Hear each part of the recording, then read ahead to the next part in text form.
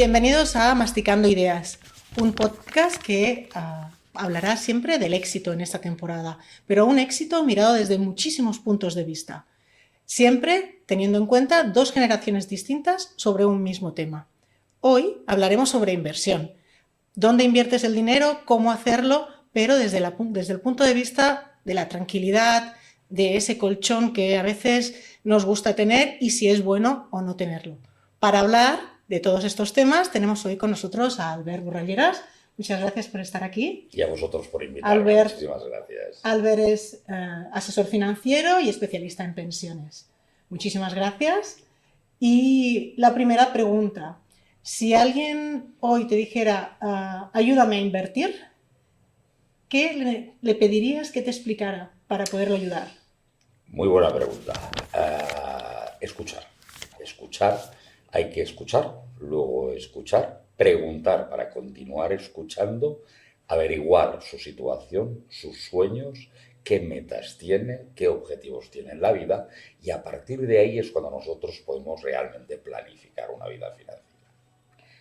Porque, Albert, para ti, hablamos de dinero, hablamos de seguridad en cuestión de dinero. ¿Para ti qué es el éxito? El éxito en dinero es tener una vida tranquila. Es tener lo suficiente para vivir de una forma tranquila, bien, siempre al ritmo que quieras, y tener lo que le podríamos llamar las espaldas cubiertas en todos los aspectos de la vida, en la inmediatez, en el medio plazo, en el corto plazo, en lo que llamamos capital finalista, tú lo has dicho antes, en jubilaciones que quizá será más difícil cobrar. La tranquilidad es estar cubierto con todo y tener la capacidad o la estrategia de que en un momento determinado de necesidad tú tengas unos recursos que poder utilizar. Entonces, entiendo que invertir no es bien hacerse rico, sino comprar tranquilidad. Invertir no es hacerse rico. La palabra rico depende de quién, ¿no? Es muy amplia, no solo es dinero, es más aspecto personal que dinero, sino lo que hacemos es planificar la tranquilidad. Tú lo has dicho muy bien. O sea, que la persona pueda estar tranquila, que tiene todos los aspectos de su vida en algún momento pues bien cubiertos. Y el dinero trabajando para cumplir esos objetivos. Pero la tranquilidad para diferente tipo de generaciones, para gente más joven, la tranquilidad es poder llevar la vida que sueñan tener, para una gente más madura es ese colchón.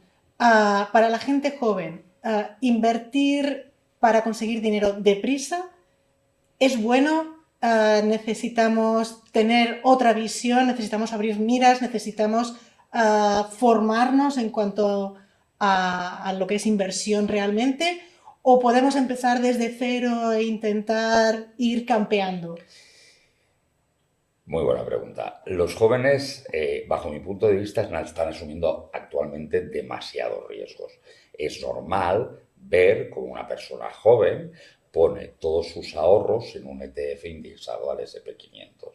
Claro, sí, mientras el S&P 500, ese fondo indexado, va subiendo no hay ningún problema. El momento es cuando cae. Y en la época del COVID, este S&P 500 cayó un 36%. Entonces, les falta planificación y les falta conocimiento. Sobre todo hay que inculcar a los jóvenes la necesidad, o sea, primero lo que es la cultura financiera, o sí, o sea, lo que es cosas que les afectan y mucho, como puede ser una inflación, cómo se calculan las pensiones en España, qué probabilidades hay de que cobren o no cobren pensión, qué es un corto plazo, qué es un medio plazo, qué es un largo plazo. Entonces, les falta una visión global. Para ello, yo muchas veces lo asimilo y les digo, es como si tú tuvieras que operarte de apendicitis y lo hicieras a través de un tutorial de YouTube. No lo haríamos, no nos asustaríamos. Lo que es la planificación financiera sucede mucho de lo mismo. Es necesario tener un profesional al lado que te ayude, te forme y te oriente. ¿En este país falta cultura financiera? Muchísimo. Al primero que no le interesa que lo tengamos es a los gobiernos. Si yo ahora pregunto a la audiencia que levante la mano todos aquellos que nos han enseñado a hacer una raíz cuadrada en la escuela, la levantaríamos todos. Si yo preguntara en su vida laboral cuántos de ellos o ellas la han utilizado, no levantaría la mano nadie, ni yo, porque para ello utilizo calculadoras financieras. Pero si yo preguntara la diferencia entre lo que es un TIN y una TAE, que es indispensable el conocimiento cuando vamos a buscar un préstamo o cuando estamos negociando una hipoteca, nadie conoce exactamente las diferencias o casi nadie. Nos falta mucha cultura financiera. ¿Y para conseguirla qué deberíamos hacer? Primero, intentar que el gobierno cambiara la legislación educativa y que se incluyera en las escuelas conceptos básicos como es el dinero, qué es el dinero, qué es una inflación, qué es un interés compuesto, qué son estrategias de inversión como es un dollar cost averaging, la necesidad de planificar por objetivos. Pensemos una cosa, un ahorro que no tiene nombre se malgasta. Ahora, si yo, por ejemplo, un ejemplo real, en casa tenemos un ahorro que se llama, una inversión, que se llama Crucero EVA 60. Bueno, pues a mi mujer le hace ilusión que la familia hagamos un crucero cuando ella cumpla 60 años. Cuando tú tienes una necesidad o un capricho, ¿sacarás ese dinero de tu inversión? Probablemente no, porque es un objetivo futuro. Por tanto, debemos enseñar a los jóvenes a planificar el futuro. Volvemos atrás y hablamos del colchón entonces. ¿Qué es el colchón? Es decir, nuestra generación está muy acostumbrada, y sobre todo la de nuestros padres, a aquello de tener un colchón por si acaso, por si acaso. ¿En realidad es una inversión o es algo que se está quedando ahí estancado y que realmente no nos aporta ningún beneficio? Primero deberíamos hablar, un colchón financiero, un colchón de seguridad, todo el mundo debe tenerlo. Lo catalogamos, depende del tipo de familia, yo siempre hago entre 2 y 6 nóminas o 2 y 6 veces los gastos mensuales familiares. Y eso como concepto es necesario y debemos tenerlo. Otra cosa es que los consumidores entienden el colchón financiero como tener el dinero en el banco. Marc Vidal decía en un podcast que salió estos días, que decía, cualquier euro en cuenta corriente es una victoria del sistema, cualquier euro bien invertido es un acto de rebeldía. ¿Qué me refiero? Cuando más dinero tengamos en cuenta corriente, lo que estamos haciendo es tomando el mayor riesgo que existe, porque ese dinero sabemos que se va a devaluar año a año entre el 2%, que es lo que Europa da por bueno, y el 2,9%, 2,90%, que es lo que España, que siempre vamos un punto más. Entonces, la mejor manera de perder dinero es tenerlo en cuenta corriente. Por tanto, ese dinero, ese colchón de seguridad, hay que ponerlo a trabajar con relativa seguridad, que pueden ser fondos monetarios que tienen disponibilidad rápida, etcétera, pero que tú puedas tenerlo en un momento determinado. Pues dame 3 tips para poder invertir. No me refiero a productos, sino ¿qué me aconsejarías si no supiéramos nada sobre inversión? 3 cosas, 5, para que yo pudiera invertir o una persona joven pudiera invertir con seguridad. Invertir y seguridad son palabras que no van de la mano. Cuanto lo que es invertir, primero debemos entender lo que es invertir. Invertir no es pasar el dinero de un sistema bancario a otro sistema, sino lo que hacemos con esas inversiones es coger dinero del sistema bancario y comprar unas cosas que se llaman participaciones de fondos de inversión o acciones de empresa o lo que sea. Ahí es lo primero que debemos entender, porque lo primero que tendrás, o cuantos más unidades tengas de ese fondo, de esa empresa, más potencialidad tienes, ¿no? de beneficio. El binomio es tiempo-inversión. O sea, cuanto más largo es el tiempo, más puedes arriesgarte la inversión, porque el mercado siempre crece. Si miramos la economía mundial desde 1923 hasta 2025, ha crecido una media alrededor del 10-11%. Y entre medio han habido cracks del 29, guerras mundiales, ahora teníamos los aranceles de Trump.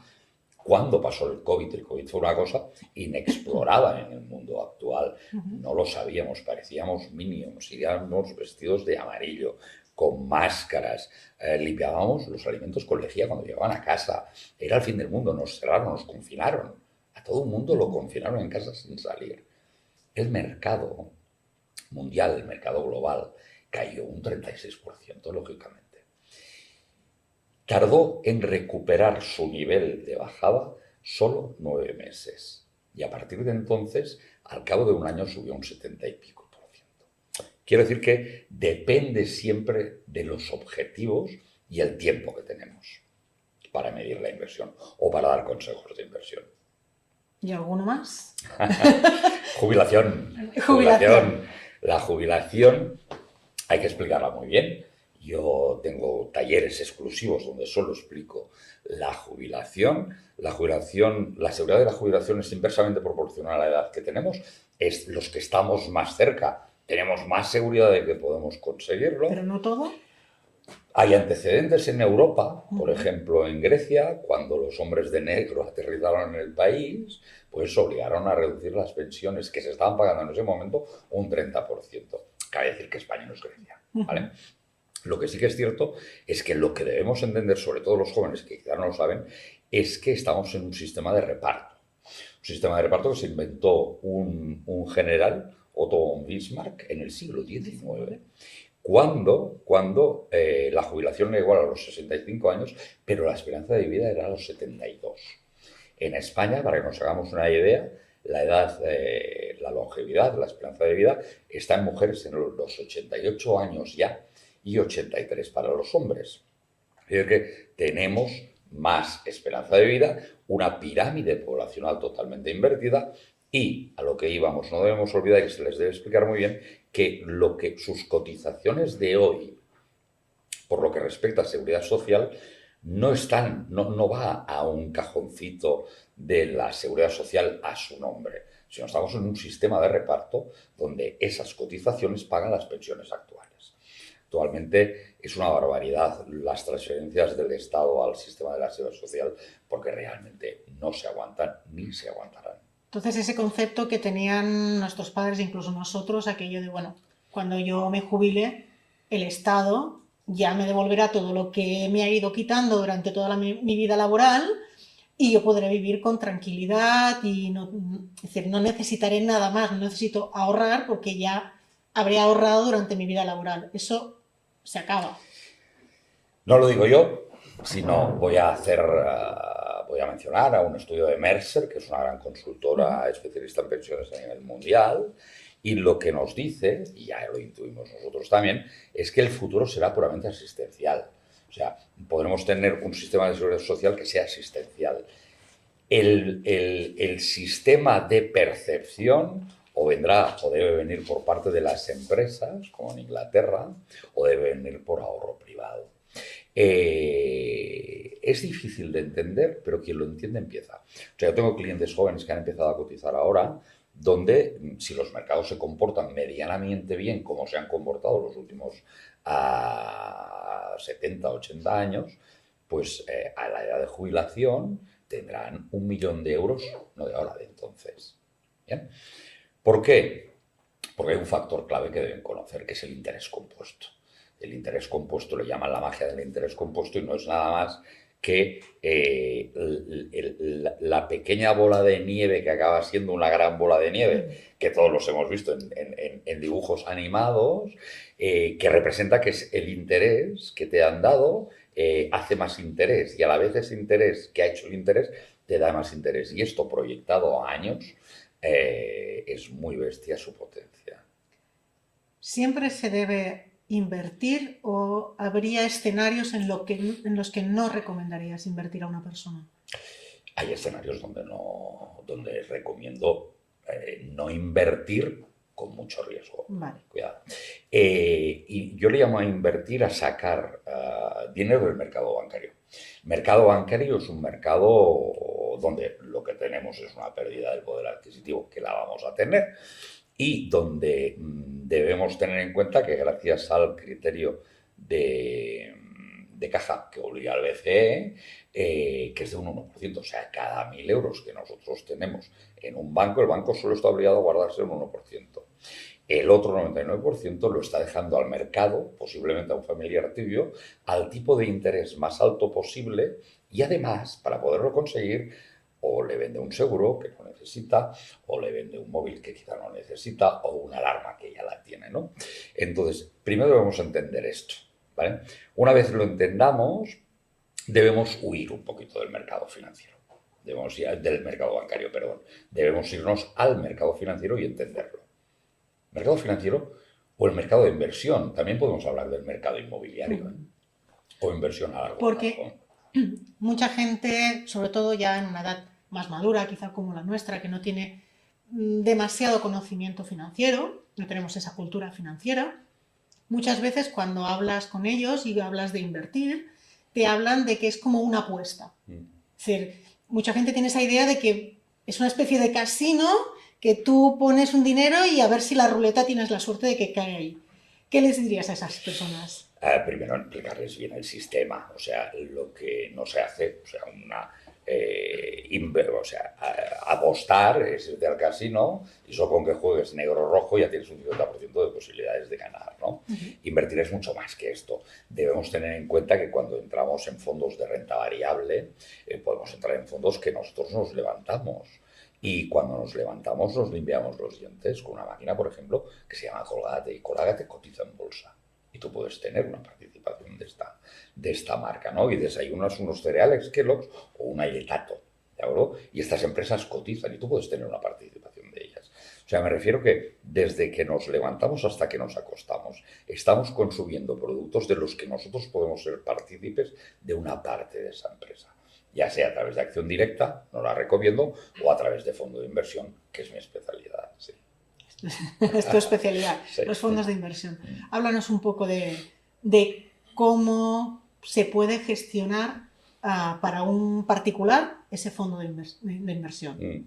Los fondos depende, continúo, del horizonte temporal. Y el horizonte temporal no es que un cliente me diga, quiero invertir a 3 años, quiero invertir a 5, quiero invertir a 10, sino que es el por qué quiero invertir a 3, 5, 10, ¿no? Quiero invertir a 3 años porque tengo la universidad o el máster de mi hija Laura que quiero pagarlo. Bien, quiero invertir a 5 porque en 5 años debo cambiar el coche. Perfecto. Quiero invertir a 10 porque mi mujer o mi pareja hace 60 años y quiero un crucero. Bien. Si nosotros planificamos bien todo esto, conseguiremos que el objetivo final, una parte importante, lo paguen los intereses generados, ¿vale? Entonces, el invertir primero es perder el miedo. Luego tener una persona de confianza. Y luego entender que tenemos unos sesgos cognitivos. Daniel Kahneman era un especialista en sesgos cognitivos en lo que es la economía, sobre todo doméstica, que nos cambian la mente. O sea, si yo te pregunto ahora qué leche utilizáis en casa y me dices Pascual o la que sea, muy probablemente cuando tú vas al supermercado y la encuentras de oferta, aprofitem que fem, compramos más, ¿no? En el mercado financiero teóricamente es lo mismo. Cuando un mercado cae, con el mismo dinero puedes comprar más unidades. De momento, cuando el mercado recupere, tendrás más unidades a un precio de venta superior, con lo que ganarás más, ¿de acuerdo? Son estrategias. Es complejo, pero no es difícil. Mi satisfacción, por ejemplo, la del sábado pasado, que una clienta que llevo años con ella, ya tiene 75 años, no vamos a decir ni mayor ni menor, donde tiene una cantidad importante de ahorros en fondos de inversión, donde que además tenemos una reserva para que sus hijos, hijas, puedan pagar lo que es una herencia, otro gran problema que tenemos en este país. Pues ella misma se dice, oye, tengo que hacer obras en la casa tal, pero no quiero desinvertir, quiero pignorar mis posiciones. Bueno, feina feta, lo hemos hecho bien. Ha entendido que los fondos internacionales continúan trabajando y ella puede tener un crédito muy ventajoso respecto a ello. Has abierto 3 melones y voy a ir por partes. 1, mercado inmobiliario. Tal y como está hoy en día el panorama, ¿es conveniente invertir? ¿Realmente es una buena inversión hoy en día? ¿O simplemente es una buena inversión para aquel que tiene un gran poder adquisitivo? Evidentemente, en el mercado inmobiliario tenemos que invertir aquello primero que no necesitemos. ¿Por qué? Porque en un momento determinado no podemos invertir aquello que en un momento determinado podamos necesitar, porque no podemos materializarlo de forma rápida, la venta es lenta, además hay una carga de impuestos que no se recuperan tanto en la compra como en la venta, por tanto la rentabilidad neta baja mucho y en momentos de necesidad no podemos hacer algo tan simple como vender una parte del salón, o vender un recibidor, o vender uno de los baños. O lo vendemos todo o no lo vendemos. Cuando esta necesidad de venta nos supera, debemos ir bajando el precio porque necesitamos liquidez, ¿no? Entonces, que esté invertido allí no me preocuparía. ¿Cuándo es el mejor momento? ¿Cuándo es el peor momento? Si yo lo supiera, muy probablemente estaría en una isla al norte de Filipinas, en concreto en una zona que se llama El Nido, que me encantaría vivir allí, por tanto no lo sé. Sí que sé que los mercados caen. El mercado inmobiliario, la crisis del 2008, pues, lo pasó muy mal y cayeron muchos los precios, ¿no? Pero siempre recupera. Siempre, aunque sea por la inflación. Cuidado, cuando hablamos de mercados que recuperan nos olvidamos del efecto de inflación, ¿no? También te digo una cosa, en el largo plazo, que es como medimos la oferta o la inversión inmobiliaria, que no sea la nueva de compro, reformo, vendo, que esto también la rentabilidad neta baja muchísimo, con un buen mix de productos financieros puedes llegar a igualarlo y muy probablemente a superar esta rentabilidad inmobiliaria. El segundo melón que me has abierto es la inflación.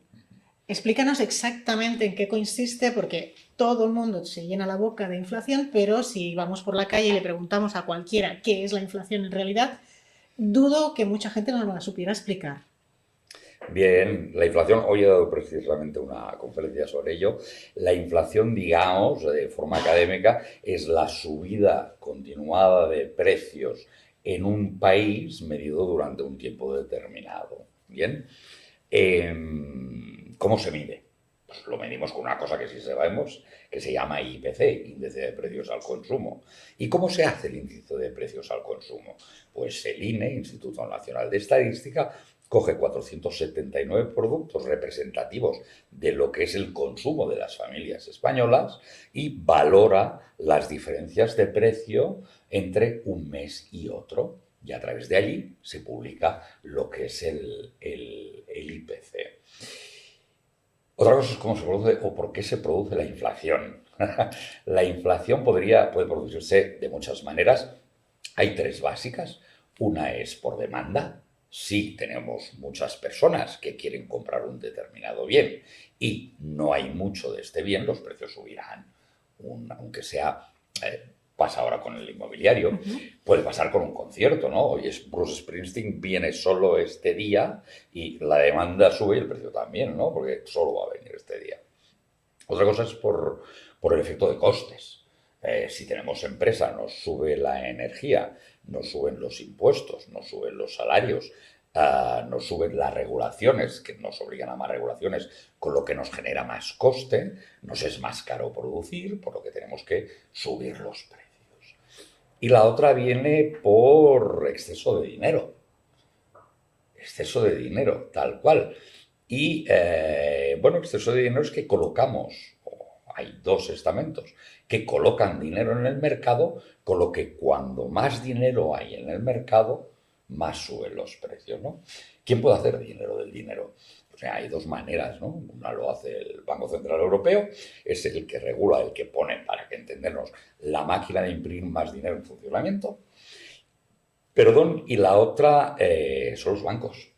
Los bancos con lo que coloquialmente se puede llamar dinero refractario, que es lo que te he explicado antes, creas dinero de la nada. Yo tengo tu dinero o creo una hipoteca y eso es un apunte contable. No es un dinero real, no existe, ¿no? Lo más preocupante de esto es que el Banco Central Europeo da por bueno el 2%, ¿no? Que es lo que comentaba antes, por tanto estamos condenados a perder el dinero. O sea, ¿a quién puede interesar esto? Bueno, te lo voy a decir con un ejemplo, ¿no?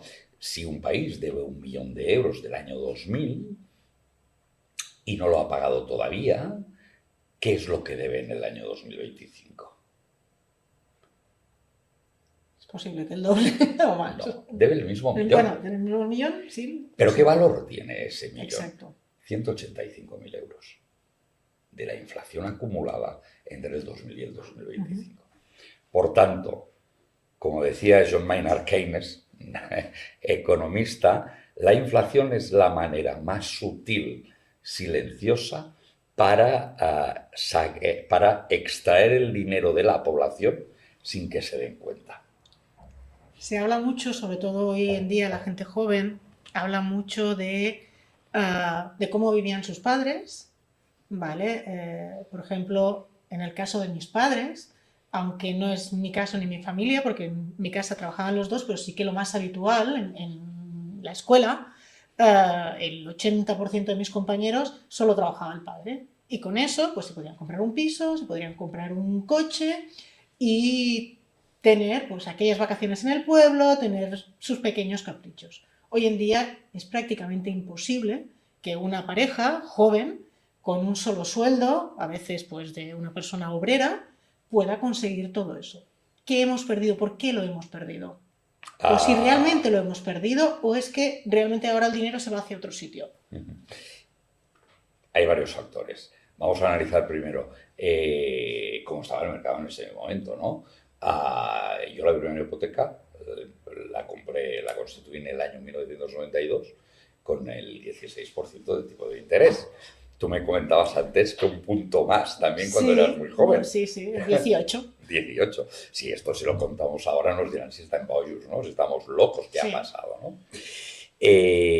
Lo que ha pasado, sobre todo, son las cargas impositivas, los impuestos. Si miramos los impuestos que pagan nuestros padres y los que pagamos nosotros ahora, son muy distintos, ¿vale? Estamos pagando muchos más impuestos. Esto por un lado. La inflación era más alta entonces. Había inflaciones del 10, 12. Era normal, incluso algún momento llegó al 17% en España, ¿no? Por otro lado, la distribución del gasto familiar. O sea, en ese momento, pues no salíamos a comer fuera. Tú lo has dicho, nos íbamos de vacaciones una vez al año. Yo recuerdo que íbamos a esquiar a Rasgos de Paguera y nos lo podíamos permitir una vez cada 2 meses, porque éramos 4, y ahora esto ha cambiado mucho. O sea, ahora se da... yo creo que estamos en la era de la dopamina. Del bienestar, de vivir al máximo quizás, o de aprovechar al máximo el tiempo, de hacer muchas cosas, de que los otros vean que hacemos muchas cosas. Yo creo que es más la dopamina, ¿no? Antes no existía esta necesidad de la inmediatez, era cosa mucho más programada, mucho más relajada, planificábamos las vacaciones, se planificaban los cambios de coches, se planificaban muchas otras cosas que ahora lo queremos todo inmediato. O sea, bueno, las apps normales están programadas, sobre todo vídeos, para scrollear cada segundo o cada 2 segundos. ¿Por qué? Porque el cerebro necesita dopamina, ¿no? Nos pasa en el momento de compras, las compras impulsivas. Aquí, pues si yo le pregunto a mi madre, fallecida ya, ¿no? Pero lo que era el Black Friday nunca lo entendió. ¿Y eso qué es, nen? ¿Qué es esto? ¿Qué significa? Porque habiendo rebajas y ya está, ¿no? El hecho de la compra, el comprar para gustarnos, para gustar, para aparentar, para publicar, para ver. Yo que tengo ahora 56 años, a punto de 57, ya te da un poco igual. O sea, esto vuelve a la casilla de salida otra vez. Entonces ya redistribuyes otra vez el gasto de forma distinta. Hablando antes de inversiones, hablando de largo plazo, hablando de... muchas veces los jóvenes tienen esta necesidad de inmediatez, de invertir hoy y ganar mañana. Y el mercado no funciona así. Se hace dinero cuando los precios bajan, cuando el mercado está en rojo, no cuando está subiendo, lógicamente. Antes has hablado muy por encima del tema de la herencia, que es algo pues que seguramente la gente joven tiene muy, muy lejos, o no, y que la gente más, pues ya un poco más madura, pues sí tiene más cerca. Alguien dijo que la herencia era un error de cálculo. ¿Estás de acuerdo? ¿Crees que hay que prepararse? ¿Crees que hay que dejarlo todo aquello atado y bien atado para los que vienen detrás de nosotros? Es una pregunta que les hago a clientes ya de una determinada edad, y es muy fácil. ¿Tus hijos podrán pagar la fiesta? Coño, ¿qué te refieres al funeral? No, me refiero a lo que viene después del funeral, que es heredar todo esto, ¿no? O sea, porque aquí hay que pagar unos impuestos, hay que pagar sobre todo unas plusvaluas municipales de los inmuebles, un concepto total y absolutamente absurdo. porque ¿para qué tienes que pagar una plusvalía municipal si tú no piensas vender ese inmueble, ¿no? Entonces hay que prepararse, porque alrededor entre el 20 y el 24% de las herencias se les está quedando el Estado, porque las personas no son capaces de pagar los costes que supone heredar. Además, partimos de la base de que nosotros, nuestros padres, eran lo que cariñosamente le llamamos tocheros, ¿no? Oye, si podemos invertir en inmuebles y en la casa del pueblo y en la casa de allí, pues entendían el inmueble como la única vía de solución. Y era así, porque aquí no existían prácticamente alternativas bancarias. Eso, para generaciones futuras, es un gran problema, porque hay que pagar una cantidad de impuestos muy bestias, muy bestias. Hay que prepararlo. Entonces, ¿y cómo lo preparamos? Yo lo preparo primero de acuerdo con el cliente, evidentemente. ¿Qué queréis hacer? Vendemos ahora, materializamos, pagas todos los impuestos y lo que dejas es dinero, que lo hacemos funcionar en unos fondos de inversión que funcionan hasta el día que te mueras. Una opción, dejar dinero en fondos de inversión, una característica que poca gente conoce. Una persona, por ejemplo, constituye un fondo de inversión de 100.000 euros y muere cuando ese fondo de inversión tiene una valoración de 200.000, los herederos heredan las participaciones por la valoración de 200.000. El difunto no ha vendido los fondos de inversión, por lo que no ha generado tributación de 100.000 euros sobre el beneficio. Pero los herederos no han decidido vender, han heredado 200.000. Ahí hay 100.000 euros que nadie tributa, plusvalía del difunto, y es una ventaja. No tributa sobre los beneficios, importante. Luego prepararlo, calculemos que les va a costar la fiesta y vamos a hacer una dotación ahora ya que trabaje en los mercados financieros y que vaya revalorizando el capital para cuando llegado el momento tú faltes, tus herederos puedan tener ese dinero que siempre está amparado bajo un seguro de vida, en un máximo de 40 días de haber presentado el certificado de defunción, con lo que tienen liquidez para pagar toda la fiesta. Prever, como siempre. Al principio del podcast te he hablado de que era para ti el éxito, me hablabas de tranquilidad. ¿Qué has tenido que sacrificar a lo largo de tu vida para llegar a esa idea de éxito? Y si realmente crees que ha merecido la pena sacrificarlo. Sacrificarlo, cambiarlo. Si yo tengo éxito, que no me gusta llamarle éxito, es porque estoy tranquilo. Y esto te lo da la familia. Te lo da el tener una buena familia, ver que están encarrilados, ver que son felices, que hay un buen ambiente en casa, que hay amor, cada uno con su definición de amor, ¿no? Que hay conversación, que hay vínculo. Yo creo que eso es el éxito, se le puede llamar éxito, ¿no? Que un hijo se te case, de oye, no podía haber tenido mejor padre. Ver que una hija acaba una carrera y empieza ya como psicóloga infantil con consultas propias, eso es el éxito. Eso es el éxito. No lo mido como ego personal. Yo no paro nunca de aprender, cada día estoy aprendiendo, me tengo que formar, cada día leo, cada día aprendo, cada día hago podcasts, cursos y demás, ya lo llevo encima. Y eso, yo creo que si tuviera que decir que no haría, hubiera estado más tiempo con mi familia, hubiera estado más tiempo con los niños, que no me lo tienen en cuenta, ¿eh? No me lo tienen en cuenta porque me lo dicen, lo comentamos y de, oye, era de calidad y lo pasamos muy bien. El éxito yo creo que es la tranquilidad. Y si tuvieras ahora 30 años menos, ¿cómo enfocarías esa tranquilidad? ¿Cómo construirías esa tranquilidad sabiendo lo que sabes ahora? Sabiendo lo que sé ahora, planificando mi vida financiera. No lo hice. Bebíamos bien, trabajábamos en empresa familiar, exportábamos, me dediqué al export de producto y pues eso que no ahorrábamos.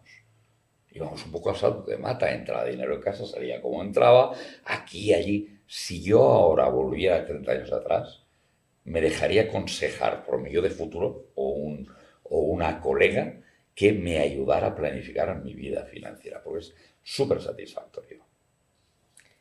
¿Y qué crees que nuestra generación ah, tiene como errónea una relación con el dinero, con el éxito relacionada con el dinero. ¿Qué crees que en lo que nos hemos equivocado a la hora de valorar el éxito midiéndolo en dinero?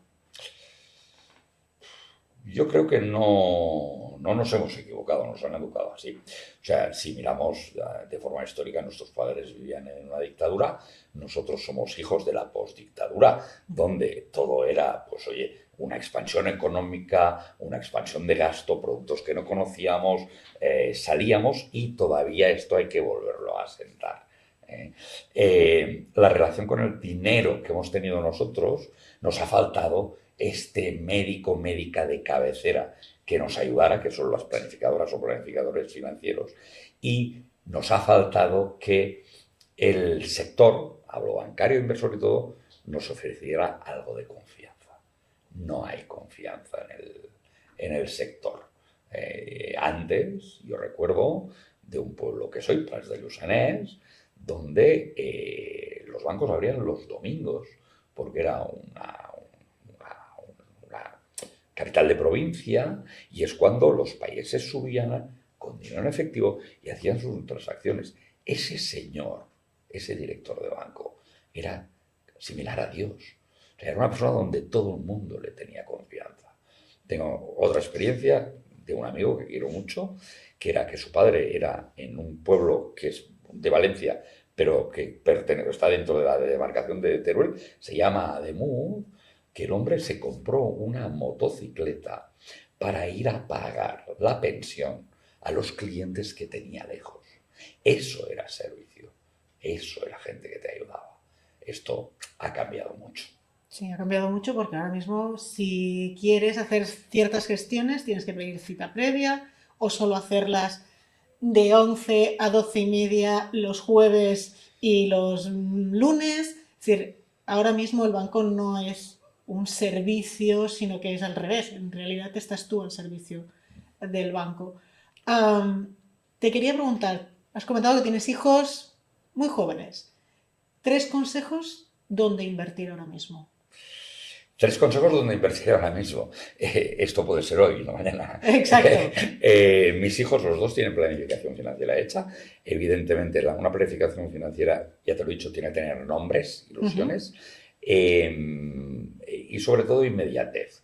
En el sentido de que cuando ellos ingresan, uno la nómina, el mayor, la pequeña, las facturas, lo que hacemos ya en ese mismo momento es, de forma automatizada, redistribuirlo. No esperar a final de mes. No, pues si no, no ahorramos. Somos latinos, somos mediterráneos. O sea, mientras hay, vamos tirando. Nosotros somos de la fórmula antigua, que es una I, que es ingreso, gastamos durante todo el mes y después y luego y así eso ahorramos, ¿no? Es una fórmula absolutamente arcaica, hay que darle la vuelta. ¿Qué hacemos cuando acabamos de cobrar, no? ¿Qué pagamos primero? ¿Un alquiler o una hipoteca? Porque si no, pues si no, tenemos un perjuicio, nos viene con intereses. Pagamos una telefonía y un wifi porque si no, ostras, a ver si se nos va, los críos se van a enfadar porque no tienen wifi. Pagamos cualquier cosa y nos olvidamos de pagarnos a nosotros mismos cuando nosotros somos los que gracias a nuestro esfuerzo generamos todos esos pagos. ¿Me explico? Entonces, lo primero que hay que hacer es ser egoísta, pagarnos a nosotros mismos. ¿Y cómo nos pagamos? En diferentes cajoncitos, colchón de seguridad, con una ilusión que tengo a los 3 años. Mi hija pequeña, por ejemplo, irse a vivir con su pareja, una inversión a 5 años, mi mujer, el crucero, la jubilación, ya están trabajando para su jubilación. Y eso lo que hace es aprender y culturizar. Hablamos de jóvenes, yo quiero hablar ahora de un tema que somos muchos en este país, de los autónomos. ¿Qué debería saber un autónomo, como mínimo, para garantizar, porque sí que es cierto que hay autónomos que tienen pues, ingresos constantes, pero la mayoría no es así, depende de las facturas, depende del trabajo, depende de muchísimas situaciones. Antes hablábamos pues, de ponerse enfermo. Sí, la baja te cubre el paracetamol y con mucha suerte el ibuprofeno, pero poca cosa más. No te permite seguir con tu, digamos, con tu nivel de vida, sea el que sea. vacaciones, jubilación. Sí que es cierto que ahora el gobierno tiene este plan de pensiones para autónomos. ¿Recomendarías un plan de pensiones alternativo, combinar los dos, invertir en otro campo? Antes hemos estado hablando incluso de ciertas inversiones como el oro, la plata, que está subiendo muchísimo. ¿Qué consejos darías a una persona que es autónoma? Hay muchísimos miles y miles en este país y que realmente es eso, estamos con cultura financiera cero patatero. Explicarle bien en qué consiste una cultura financiera, esto es básico. Evidentemente tenemos un factor que es un factor impositivo, los impuestos. En los autónomos estamos pagando mucho de impuestos. Yo creo que el gobierno se equivoca de hacer una política. O sea, yo creo que en vez de perseguir al autónomo, lo que deben hacer es fomentar, porque somos generadores de lugares de trabajo y eso hay que respetarlo y además arriesgamos. Tenemos muchos problemas, aparte de lo que la baja laboral, etc. Sí. Debemos tener en cuenta que las pensiones medias en España están ahora actualmente en 1.400 y pico, para un autónomo son 1.006 euros, o sea que es mucho menor, ¿no? Y, repito, planificar su vida financiera. Planes de pensiones. Yo los planes de pensiones la verdad es que no me gustan nada. Y los observo solo, los utilizo con mis clientes, solo cuando hay una necesidad fiscal, una necesidad de egoísmo fiscal. Si yo sé que aportando 1.500 euros en un plan de pensiones, mi renta baja 600 euros, lo que tengo que pagar, pues oye, soy egoísta, me los pago a mí mismo en el futuro, ¿no? Hay otros vehículos, un plan de pensiones es cautivo, en 10 años no lo puedes tocar, además que no es ignorable, no puedes pedir un préstamo sobre él, ¿no? Además, no olvidemos que igual que cuando no nos dicen toda la verdad y pensamos que desgrava, y lo que hace es diferir la fiscalidad. Lo que no pagamos ahora lo pagaremos cuando nos jubilemos y lo recuperemos. Hay otras alternativas mejores, Unit links, básicamente, que es ahorro a largo plazo cubierto por un seguro de vida. Que no tenemos hijos, fondos de inversión. Hoy veía una planificación de hacía 10 años y la media anual que habían dado ese mix de fondos de inversión en la cartera a 10 años era del 17,8%. Son cosas que hay que tener en cuenta. Pero como siempre, planificar según objetivos. Porque si vamos a una inversión que a 10 años nos ha dado un 17,8% de media anual, pero lo necesitamos en el mes de agosto, nos hemos equivocado. O sea, no hay malas inversiones, sino hay malas decisiones de horizonte temporal. Pues muchísimas gracias. Hemos aprendido que invertir no es apostar a la ruleta y que planificar, aunque seamos muy jóvenes, es lo principal si lo que queremos es poder tener una tranquilidad en cuanto al dinero. Pues muchas gracias. A vosotros por invitarme, un placer, como siempre. Un placer.